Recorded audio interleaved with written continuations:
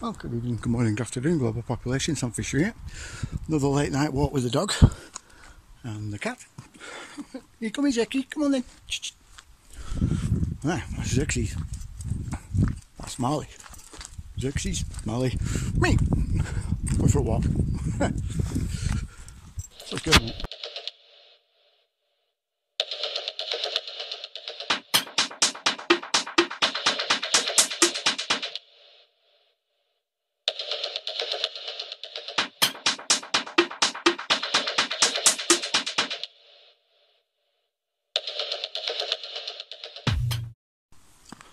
Right, it's going to be a quick one.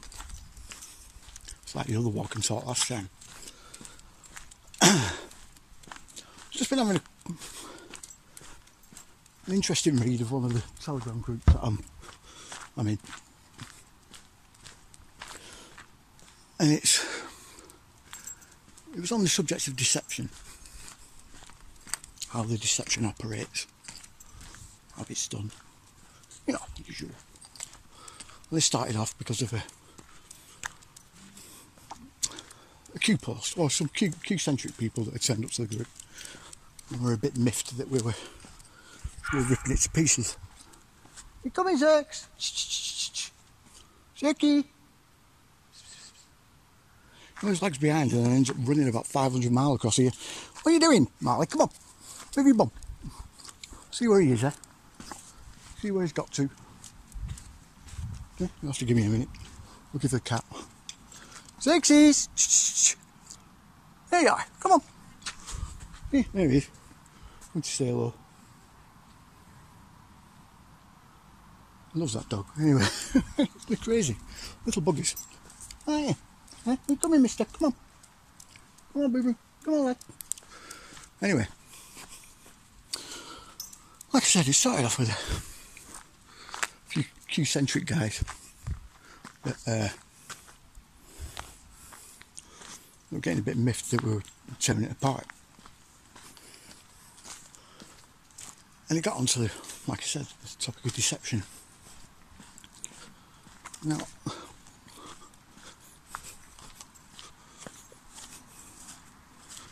there is... Where are you, mister? Oh, there he is. There's an element to what is done and how it's done that I don't think many people truly grasp. But I've mentioned it a few times, but I think we'll mention it again. I'd rather go over it again.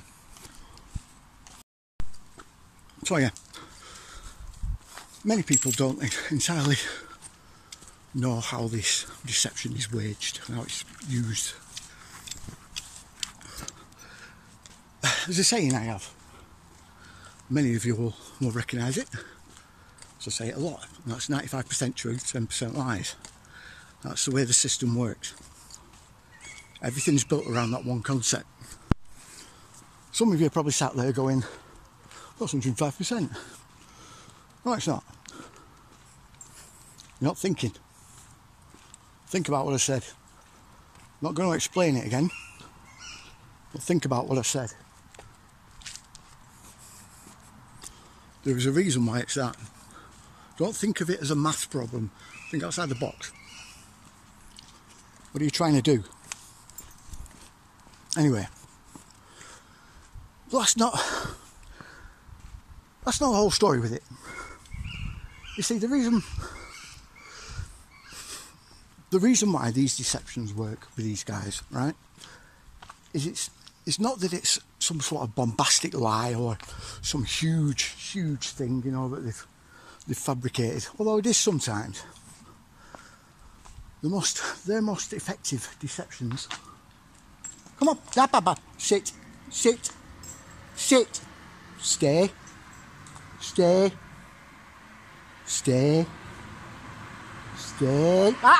Marley. Right, that's enough. Stupid dog. Goes mad when this car's about. Anyway,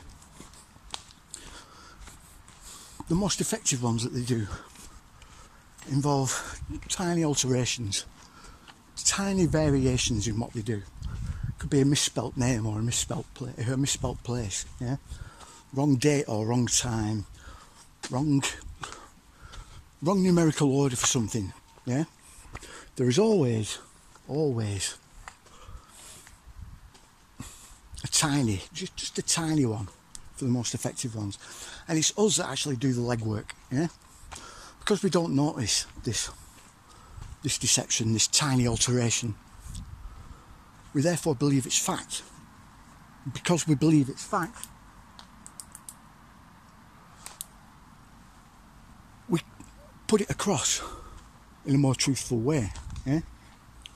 This makes other people get that vibe off that truth, yeah?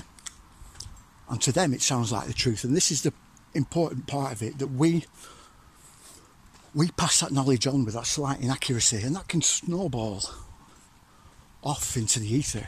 Like, it could just be infinitely damaging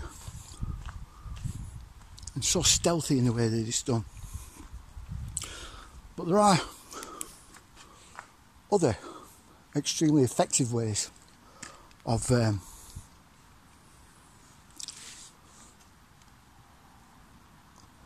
how they deceive us as well. This is just using the truth. You heard that right. Using the truth. I often talk about 9/11 as a prime example, right? But what you do is you take the whole truth and you split it into little sections, yeah, bite-sized chunks that are quite plausible on their own, and you give them to, say you've got 5, you give them to 5 of your operatives that have a huge following within our movement, yeah, that have a deep mistrust of each other, right? So you give them 1 each, and then our tribalism, yeah, and I'll get behind that one sort of person who has that one theory, yeah, and our mistrust of the other side begins to discredit those plausible bits within ourselves. Outside of the group, people look at all 5 of those ideas and determine that the whole truth is false and discredit it in their eyes. See how this works? Now, just from those 2 little examples alone, you should have an idea of what I mean by 95% truth and 10% lies. But it's probably one of the most important aspects to get your head round. Because once you understand that concept, you can understand the system. Because every single thing that they control runs off that same principle. And therefore operates exactly the same. And from that one simple little notion, you can understand everything to do with how the system works. Anyway, that's enough for tonight, I think. Like, share, subscribe, you know the drill. I'll see you later. Wonderful spiritual occult practices that have the ability to take your soul up, that have the ability to enlighten you, to inspire you, to sharpen your reason, your critical ability. All those things, every one of them has the equal power in the wrong hands to do the opposite, to take you down. It's the difference between sorcery and magic. Sorcery and magic. Never end talking about this. It's a very, very important concept. And all that you see out there in the world today, especially in the media, and most of even the tinkering around with occult subjects, is a form of sorcery. And I'm not the first to have said that. And that's why there's so much insanity down the line, so much misinterpretation. Because toxic individuals in control of, occult information is wrong. It's going to go askew very easily. Because we have a vast misunderstanding of what all this means. But without even getting into all of that, the Bible, is the Bible sorcery or is the Bible magic? Is it a bit of both? So it goes back through the assassins, it goes back through these, and not only them, there's been many cults in the Orient. The Thuggee is another one to be studying, where we get the word thug. Not only were these people funded and created by British money, by the East India Company. The Thuggees were never a problem before the British secret apparatus got there through the East India Company, and wanting to destroy and disempower the native Indians who resisted the infiltration of British elements, they formed a criminal organization, the Thuggee. They funded these, you know, bong-smoking Shiva worshippers or whatever they were, Kali worshippers, who were no threat to anyone. Nothing more than a simple faction easily taken care of in the region. Suddenly have thousands and thousands of pounds. They're infiltrated by specialists from Britain, from the East India Company, to start plaguing the region, you see, and causing upheaval and disruption, by which the British government hid. You know, the truth is, it is a simulation, you know. And we told you that before you linked into the thing. And we told you it would wipe your memory, and that you would feel like you are helpless, in the sense that the thing you are right now, you don't know what the power that you wield. So you chose that, just so you know. And we said that in this moment we would do a thing where we alerted you of the fact that you had intentionally decided to dive into a simulation, making you limited. You're very powerful. You're Thor. In the human world that you're in right now, you're actually Thor.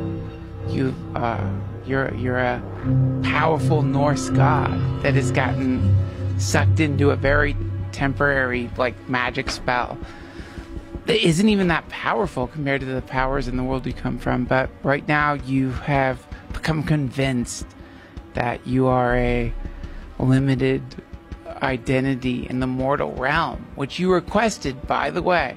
You said, I want to be an insurance agent, real estate agent, school teacher, psychologist, fireman, cop. I wanted to be a pilot, somebody who was a flight attendant, someone who worked in a museum, teacher, somebody who was a historian, a failed writer, a failed comedian. And you became this temporary thing, but the truth is, you're a god and you're confused.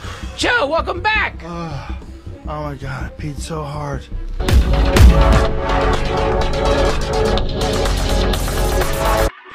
And he said, Dad, guess which is it? Is it NBA or NFL? 36 have been accused of spousal abuse. 7 have been arrested for fraud. 19 have been accused of writing bad checks. 117 have directly or indirectly been bankrupted at least 2 businesses. 3 have done time for assault. 71, I repeat, 71 cannot get a credit card due to their bad credit. 14 have been arrested on drug-related charges.